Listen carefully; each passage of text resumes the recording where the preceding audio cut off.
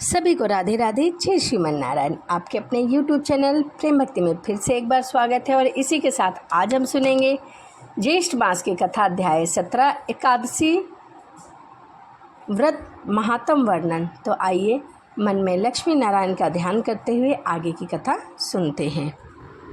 स्कंद जी कहने लगे कि हे ऋषि श्री व्यास जी राजा युधिष्ठिर से कहते हैं कि हे नृपश्रेष्ठ, ज्येष्ठ मास के शुक्ल पक्ष में एकादशी का व्रत होता है। उस एकादशी को मनुष्य को अवश्य करना चाहिए। उसके करने मात्र से ही उसके सभी पाप नष्ट हो जाते हैं। उस दिन मनुष्य निर्जल उपवास उत्तम मानी गई है। युधिष्ठिर वेद व्यास जी बोले कि हे देव, मैंने मानव धर्म और वैदिक धर्म को सुना है, अब आप कृपया मुझे वैष्णव धर्म को बताइए। व्यास जी कहने लगे कि हे राजन, आपने मानव धर्म और वैष्णव धर्म को सुना है, वह कलयुग के अशक्त शक्ति है, इसीलिए सुख देने वाला तो सिर्फ एकादशी का महात्म है। आइए मैं निर्जला एकादशी के महात्म को बताता हूँ। समस्त पुराणों में जो सारभूत है मैं वह तुमसे कहता हूँ। हे राजन, दोनों पक्ष की एकादशियों को भोजन नहीं करना चाहिए। जो प्राणी एकादशी को भोजन करता है वह नरक गामी होता है, वह नरक में जाता है। व्यास जी के ऐसे वचन सुनकर भीमसेन थर्राकर कांप उठे और बोले कि हे पितामह, मैं तो एकादशी का व्रत करने में असमर्थ हूँ।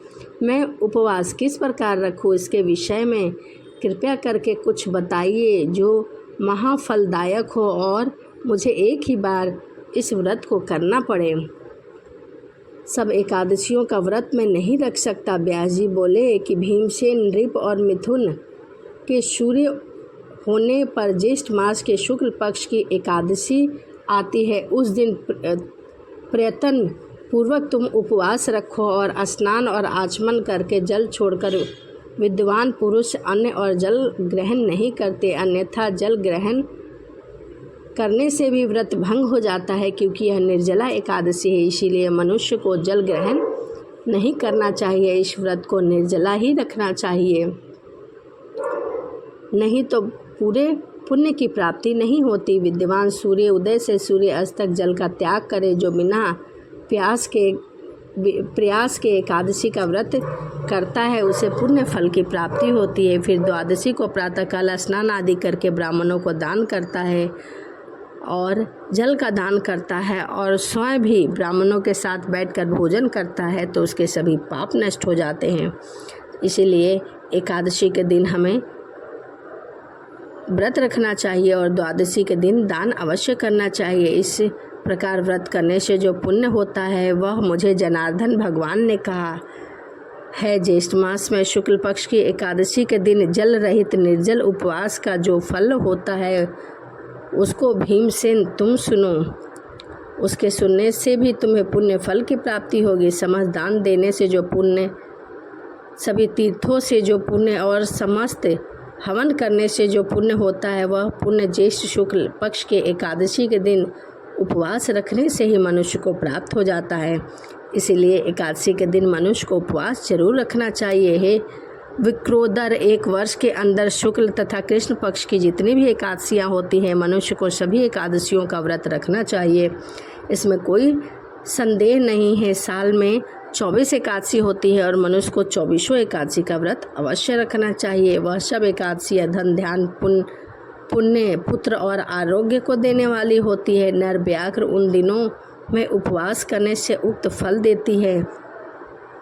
जो सत्य है वह मैं तुम्हें बताता हूँ, इसमें किंचित भी झूठ नहीं है। यह सभी सत्यता पर आधारित है। इसीलिए मनुष्य को एकादशी का व्रत अवश्य करना चाहिए। एकादशी के दिन उपवास व्रत करने से उसके सभी पाप नष्ट हो जाते हैं और यम के दूत उसे छू भी नहीं सकते, जो विकराल भयानक होते हैं। एकादशी करने वाला मनुष्य की मृत्यु के बाद उसे वैकुंठ में जाना होता है। जो वैकुंठ में श्री चरणों में निवास करते हैं। भगवान विष्णु के एकादशी का व्रत करने वाले को वैष्णव हो उनके अंत समय में वैकुंठ ले जाने के लिए पीताम्बरधारी, चक्रधारी और मन के समान वेगशाली विष्णु दूत वहां पर आते हैं और उनको वैकुंठ में ले जाते हैं। इसीलिए सब उपायों में एकादशी को जल रहित व्रत करने तथा जल और धेनु दान देने से प्राणी सब पापों से मुक्त हो जाता है। हे नृपश्रेष्ठ, ज्येष्ठ मास के शुक्ल पक्ष की एकादशियों को निर्जल उपवास कर अन्न और शर्करा सहित जल घट दान देना चाहिए। ब्राह्मणों को यह दान देने से उसके सभी पाप छूट जाते हैं। इसीलिए मनुष्य को दान अवश्य देना चाहिए और विष्णु लोक में जाकर विष्णु भगवान के समीप रहकर आनंद पूर्वक वहाँ निवास करता है और आनंद करता है। तो इस प्रकार से एकादशी के दिन मनुष्य को व्रत रखना चाहिए और दान देने चाहिए। इति श्री ज्येष्ठ मास महात्म एकादशी व्रत वर्णन 17वां अध्याय संपूर्ण। तो यहीं ज्येष्ठ मास की कथा अध्याय 17 यहीं समाप्त होता है। इसी के साथ वीडियो को यहीं समाप्त करते हैं और आपसे मिलते हैं अगली वीडियो में। सभी को राधे राधे। जय श्रीमन नारायण। हरे कृष्णा।